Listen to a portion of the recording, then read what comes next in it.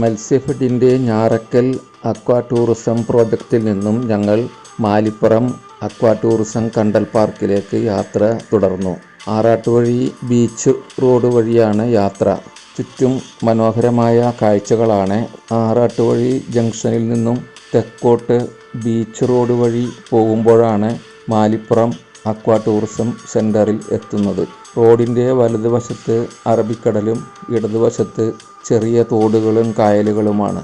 റോഡിൻ്റെ വലതുവശത്തായി നമ്മളിപ്പോൾ കാണുന്നത് ഞാറക്കൽ ആറാട്ടുവഴി സുബ്രഹ്മണ്യ സ്വാമി ക്ഷേത്രമാണ്. ചെറുതെങ്കിലും വളരെ മനോഹരമായ ഒരു ക്ഷേത്രമാണ് സുബ്രഹ്മണ്യ സ്വാമി ക്ഷേത്രം. എളങ്കുന്നപ്പുഴ നടയിൽ നിന്നും കടപ്പുറത്ത് വന്നു ചേരുന്ന ജംഗ്ഷനാണ് ഈ കാണുന്നത്. ഇവിടെ നിന്നും നേരെ തെക്കോട്ട് തന്നെ ടാറിടാത്ത റോട്ടിൽ കൂടി പോയാൽ മാത്രമേ മാലിപ്പുറം കണ്ടൽ പാർക്കിൽ എത്തുകയുള്ളൂ. എളങ്ങുന്നപ്പുഴ കടപ്പുറം ജംഗ്ഷനിൽ നിന്നും തെക്കോട്ട് പോകുമ്പോൾ ഇരുവശത്തും കണ്ടൽക്കാടുകൾ തിങ്ങി നിറഞ്ഞ് വളരുന്നത് കാണാം. നിബിഡമായ ഒരു വനത്തിൽ കൂടി പോകുന്നത് പോലെയുള്ള അനുഭൂതിയാണ് നമുക്ക് തോന്നുക. റോഡിന്റെ വലതുവശം കടപ്പുറത്തായി നിറയെ കാറ്റാടി മരങ്ങൾ വെച്ച് പിടിപ്പിച്ചിട്ടുണ്ട്. വനം വകുപ്പാണ് കാറ്റാടി മരങ്ങൾ വെച്ച് പിടിപ്പിച്ചിട്ടുള്ളത്. കടൽ ഭിത്തിക്ക് പുറത്തായിട്ടാണ് കാറ്റാടി മരങ്ങൾ വെച്ച് പിടിപ്പിച്ചിട്ടുള്ളത്. ഇവിടെ കടൽപ്പുറത്തിന് പടിഞ്ഞാറ് വശം വിശാലമായ മണൽത്തിട്ടയുണ്ട്. ആ മണൽത്തിട്ടയിലാണ് കാറ്റാടി മരങ്ങൾ വളർന്നു നിൽക്കുന്നത് കാണുന്നത്. ടാർ ചെയ്യാത്ത റോഡ് ആയതിനാൽ കരിങ്കല്ലുകൾ റോട്ടിൽ നിറയെ ചിതറിക്കിടക്കുന്നുണ്ട്. വളരെ ശ്രദ്ധിച്ച് സൂക്ഷിച്ചു മാത്രമേ നമുക്ക് പതുക്കെ ഈ റോട്ടിൽ കൂടി പോകുവാൻ പറ്റുകയുള്ളൂ. അങ്ങനെ ഒടുക്കം നമ്മൾ മത്സ്യഫെഡിൻ്റെ മാലിപ്പുറം അക്വാ ടൂറിസം സെൻറ്ററിൻ്റെ ബോർഡ് കാണാൻ സാധിച്ചു. ഇവിടെ നിന്നും ഇടത്തേക്ക് നേരെ പോയാലാണ് അക്വാ ടൂറിസം സെൻറ്ററിൽ എത്തുക. ഇവിടെ പാർക്കിംഗ് സൗകര്യം കുറവായതിനാൽ ഉള്ള സ്ഥലത്ത് നമുക്ക് പാർക്ക് ചെയ്ത് വാഹനത്തിൽ നിന്നും ഇറങ്ങി നേരെ നടക്കാം. ഈ സ്ഥലത്തിന് ചാപ്പക്കടപ്പുറം എന്നാണ് പറയുന്നത്.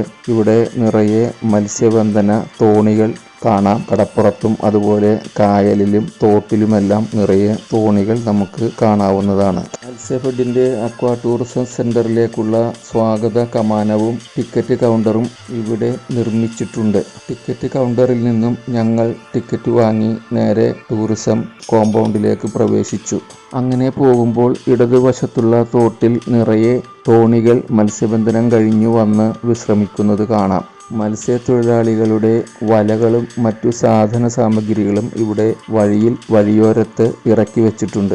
വഴിയുടെ ഇടതുവശത്തായി ടൂറിസം റെസ്റ്റോറൻറ്റിൻ്റെ പാലം വരെ റോഡിൻ്റെ ഇടതുവശത്ത് തണൽ മരങ്ങൾ വെച്ച് പിടിപ്പിച്ചിട്ടുള്ളതായി കാണാം. കേരള വനം വകുപ്പാണ് ഈ തണൽ മരങ്ങൾ സാമൂഹ്യ വനവൽക്കരണത്തിൻ്റെ ഭാഗമായി വെച്ച് പിടിപ്പിച്ചിട്ടുള്ളത്. അങ്ങനെ പോകുമ്പോൾ വലതുവശത്തായി കണ്ടൽ പാർക്കിൻ്റെ ബോർഡ് കണ്ടു. അക്വാ ടൂറിസം പ്രോജക്റ്റിനോടനുബന്ധിച്ച് കണ്ടൽ പാർക്ക് നിർമ്മിച്ച് നൽകിയിട്ടുള്ളത് വനം വകുപ്പാണ്. നമുക്ക് ആദ്യമായി കണ്ടൽ പാർക്കിൻ്റെ അകത്തുള്ള കാഴ്ചകൾ കാണാം. ഞങ്ങൾ വലതുവശത്ത് കാണുന്ന പാലത്തിലൂടെ കണ്ടൽ പാർക്കിലേക്ക് കയറി. വളരെ മനോഹരമായ ഒരു പാലമാണ് ഇവിടെ കണ്ടൽ പാർക്കിലേക്ക് കയറുന്നതിന് വേണ്ടി നിർമ്മിച്ചിരിക്കുന്നത്. പാലത്തിന്റെ അങ്ങേക്കരയിൽ ഒരു കമാനവും വനം വകുപ്പ് നിർമ്മിച്ചിട്ടുണ്ട്. ഈ കമാനത്തിന്റെ മുകളിലായി ഒരു പരുന്തിന്റെ ശില്പവും നിർമ്മിച്ച് സ്ഥാപിച്ചിട്ടുണ്ട്. കണ്ടൽ പാർക്കിലെ കാഴ്ചകൾ കണ്ടു കഴിഞ്ഞ് ഏതാനും വിനോദസഞ്ചാരികൾ പുറത്തേക്ക് പോകുന്നത് കണ്ടു. കണ്ടൽ പാർക്കിൽ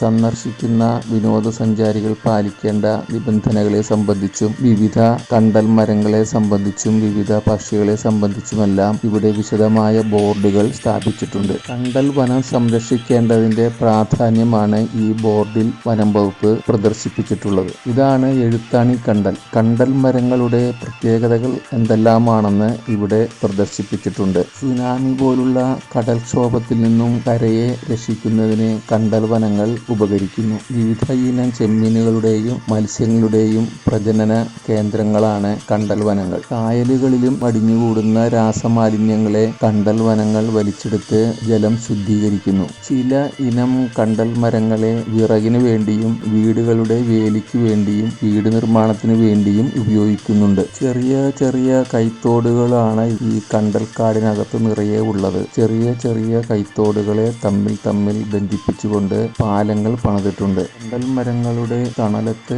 വിശ്രമിക്കുന്നത് വളരെ ഉന്മേഷമുണ്ടാക്കുന്ന കാര്യമാണ്. ഇത്ര ചൂടേറിയ വെയിലത്ത് നമ്മൾ നടന്ന് ക്ഷീണിച്ച് അവശരായി വന്നാലും കണ്ടൽക്കാടിന്റെ അകത്ത് കുറച്ചു നേരം ഇരുന്നാൽ നല്ല സുഖശീതളിമ അനുഭവപ്പെടും. ഇത് മറ്റൊരു പാലമാണ്. ഇതുപോലെയുള്ള അനേകം പാലങ്ങൾ ഈ കണ്ടൽക്കാടിനകത്ത് സ്ഥാപിച്ചിട്ടുണ്ട്. ഇവിടെ ഒരു കൂടാരവും ആളുകൾക്ക് വിശ്രമിച്ചിരിക്കുന്നതിനുമുള്ള വൃത്താകൃതിയിൽ നിർമ്മിച്ച ഇരിപ്പിടങ്ങളും സ്ഥാപിച്ചിട്ടുണ്ട്. മലയോര മേഖലയിലെ കാടുകളിൽ നിന്നും വ്യത്യസ്തമായി യാതൊരുവിധ മൃഗങ്ങളെയും പേടിക്കാതെ ഇവിടെ കാടിനകത്ത് വിശ്രമിക്കുന്നതിന് സാധിക്കും. കണ്ണാമ്പോട്ടി എന്ന പ്രത്യേക ഇനം കണ്ടൽ മരമാണ് ഈ നിൽക്കുന്നത്. മരത്തിന്റെ മാതൃകയിൽ തന്നെ കണ്ടൽ വനത്തിനുള്ളിൽ ഇരിപ്പിടങ്ങൾ നിർമ്മിച്ച് സ്ഥാപിച്ചിട്ടുണ്ട്. ഉപ്പട്ടി കണ്ടൽ ആണ് ഈ നിൽക്കുന്നത്. ഉപ്പട്ടി കണ്ടലാണ് ഈ മേഖലയിൽ കൂടുതലായി കണ്ടുവരുന്നത്. നല്ലൊരു ജൈവ ആവാസ വ്യവസ്ഥയാണ് കണ്ടൽ കാടുകൾ സമ്മാനിക്കുന്നത്. പ്രകൃതിയുടെ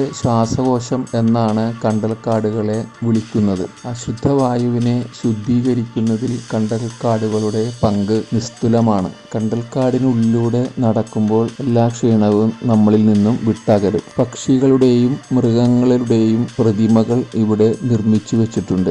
കണ്ടൽ പ്രദേശങ്ങളിൽ വളരുന്ന ഞണ്ട്, ചെമ്മീൻ ഇനങ്ങളുടെ പേര്, വിവരം, ശാസ്ത്രീയ നാമം അടക്കം ഇവിടെ പ്രദർശിപ്പിച്ചിട്ടുണ്ട്. കണ്ടൽ പാർക്ക് മുഴുവൻ ചുറ്റി നടന്ന് കണ്ടതിന് ശേഷം ആ സുഖശീതളിമയിൽ അല്പനേരം വിശ്രമിച്ച് പുറത്തേക്കിറങ്ങി റെസ്റ്റോറന്റിലേക്ക് ഞങ്ങൾ നടക്കുകയാണ്. അങ്ങകലെ മത്സ്യഫെഡിന്റെ റെസ്റ്റോറന്റിലേക്ക് ഫിഷ് പോണ്ടിലേക്കും പ്രവേശിക്കുന്നതിനുള്ള പാലം കാണാം. മനോഹരമായ ഒരു ആർച്ച് പാലമാണത്. ഇവിടെ മത്സ്യഫെഡ് ചുറ്റും നൈലോൺ വല കൊണ്ട് കെട്ടി അതിനകത്ത് മീൻ വളർത്തുന്ന കാഴ്ചയാണ് കാണാൻ സാധിക്കുന്നത്. അന്യ ആളുകൾ പാസില്ലാതെ അകത്ത് കയറുന്നത് തടയുന്നതിന് വേണ്ടി ഇവിടെ ഒരു ജീവനക്കാരന്റെ സേവനം എപ്പോഴും ഉണ്ടായിരിക്കും.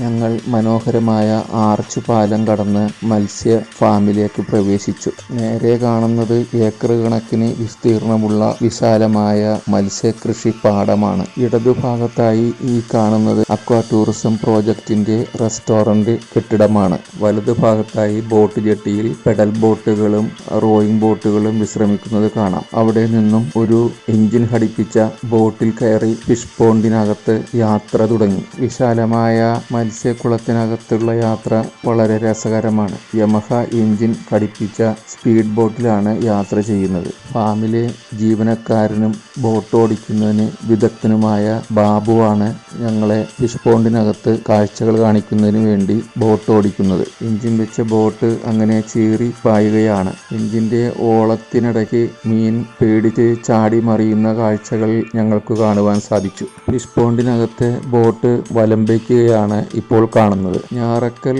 അക്വാ ടൂറിസത്തിൽ നിന്നും വ്യത്യസ്തമായി ഇവിടെയുള്ള ചിറകളിൽ ചുറ്റും കണ്ടൽ കാടുകൾ വളർന്നു നിൽക്കുന്ന കാഴ്ചകളാണ് നമുക്ക് കാണുവാൻ സാധിക്കുന്നത്. കണ്ടൽ കാടുകൾ വളർന്നു നിൽക്കുന്ന ചിറകളിൽ ടൂറിസ്റ്റുകൾക്ക് വിശ്രമിക്കുന്നതിന് വിശ്രമ കേന്ദ്രങ്ങൾ സ്ഥാപിച്ചിട്ടുണ്ട്. കോവിഡ് കാലമായതിനാൽ ടൂറിസ്റ്റുകളുടെ എണ്ണം വളരെ കുറവാണ്. ടൂറിസം സെന്ററിലേക്ക് പ്രവേശിക്കുന്നതിന് മാസ്ക് നിർബന്ധമാണ്. ചിറകളിൽ വളർന്ന് നിരനിരയായി നിൽക്കുന്ന തെങ്ങുകൾ നല്ല കാഴ്ച തന്നെയാണ്. ഏകദേശം അരമണിക്കൂറോളം ഞങ്ങൾ ബോട്ടിൽ സഞ്ചരിച്ചു. വളരെ രസകരമായ അനുഭൂതിയായിരുന്നു ബോട്ട് യാത്ര. ഇടുങ്ങിയ ജലപാതയിലൂടെ പോണ്ടിലേക്ക് കടക്കുകയാണ്. മീൻചാട്ടം കാണിക്കുന്നതിന് വേണ്ടി പ്രത്യേകം നൈലോൺ നെറ്റ് കൊണ്ട് ചിറകെട്ടി തിരിച്ചിരിക്കുന്ന ഭാഗമാണ് നമ്മളിപ്പോൾ കണ്ടുകൊണ്ടിരിക്കുന്നത്. ഇത് മത്സ്യഫെഡ് മാലിപ്പുറം ഫിഷ് ഫാമിന്റെ ഓഫീസ് കെട്ടിടവും വർക്കേഴ്സിന്റെ വിശ്രമ മുറികളുമാണ്. നഴ്സറി പോണ്ടിൽ ഒന്ന് ചുറ്റിയടിച്ചതിന് ശേഷം ചെറിയ വെള്ളച്ചാലിലൂടെ ഞങ്ങൾ പുറത്തേക്കിറങ്ങി വിശാലമായ ഫിഷ് പോണ്ടിലേക്ക് തിരിച്ചു വന്നു. മറ്റു ജലവാഹനങ്ങളൊന്നും ഇല്ലാത്തതുകൊണ്ട് വളരെ ധൈര്യമായി ഫിഷ് പോണ്ടിൽ തലങ്ങും വിലങ്ങും ബോട്ട് യാത്ര നടത്തുന്നതിന് പ്രയാസമില്ല. ബോട്ട് യാത്രയ്ക്ക് ശേഷം ഞങ്ങൾ റെസ്റ്റോറന്റിന്റെ ബോട്ട് ജെട്ടിയിൽ അടുത്തു പുറത്തിറങ്ങി. ടൂറിസ്റ്റുകളായി വന്ന ഏതാനും പേരോടൊത്ത് നമ്മുടെ സുഹൃത്തും ചൂണ്ടയിടുകയാണ്. വളരെ രസകരമായ ഒരു ഹോബിയാണ് ചൂണ്ടയിടൽ. മത്സ്യം ചൂണ്ടയിൽ കിട്ടുന്നത് ഒരു ഭാഗ്യ പരീക്ഷണം തന്നെയാണെന്ന് തോന്നി. കുട്ടികൾ കുട്ടികൾക്ക് കളിക്കുവാനുള്ള ഒരു ലഘു ഉപകരണമാണ് ഇവിടെ സ്ഥാപിച്ചിരിക്കുന്നത്. എങ്കിലും നമ്മുടെ സുഹൃത്തും മറ്റൊരു സഞ്ചാരിയും ആ ഉപകരണം ഒന്ന് പ്രവർത്തിപ്പിച്ച് നോക്കാൻ തന്നെ തീരുമാനിച്ചു. ഞങ്ങൾ റെസ്റ്റോറൻറ്റിലേക്ക് കയറി. റെസ്റ്റോറൻറ്റ് കോവിഡ് കാലമായതിനാൽ റെസ്റ്റോറൻറ്റിൽ ഇപ്പോൾ വലിയ തിരക്കൊന്നുമില്ല. സംഘമിത്രയുടെ നേതൃത്വത്തിലുള്ള വന്ദനം സ്വയം സഹായ ഗ്രൂപ്പാണ് ഈ റെസ്റ്റോറൻറ്റിലെ വനിതാ ജീവനക്കാർ. കണ്ടൽ പാർക്കിലെ കാഴ്ചകൾ കണ്ട് സ്പീഡ് ബോട്ടിൽ വിശാലമായ ജലാശയത്തിൽ ചുറ്റിക്കറങ്ങി ചൂണ്ടയിട്ട് മീൻ പിടിച്ച് റെസ്റ്റോറൻറ്റിൽ നിന്നും ഭക്ഷണം കഴിച്ച് ഞങ്ങൾ പുറത്തേക്കിറങ്ങി. തിരിഞ്ഞു നോക്കി അവസാനമായി ഫാമിൻ്റെ വിശാലമായ ദൃശ്യം ഒരിക്കൽ കൂടി ക്യാമറയിലാക്കി ഞങ്ങൾ തിരിച്ചു നടന്നു. ഫാമിൽ പാലിക്കേണ്ട നിർദ്ദേശങ്ങളെ സംബന്ധിച്ചും ടിക്കറ്റ് നിരക്കുകളെയും സംബന്ധിച്ചും ഇവിടെ വിശദമായ ബോർഡുകൾ സ്ഥാപിച്ചിട്ടുണ്ട്. ടിക്കറ്റ് കൗണ്ടറിലെ ജീവനക്കാരിയോട് ടാറ്റ പറഞ്ഞ് ഞങ്ങൾ ചാപ്പ ബീച്ച് ലക്ഷ്യമാക്കി നടന്നു.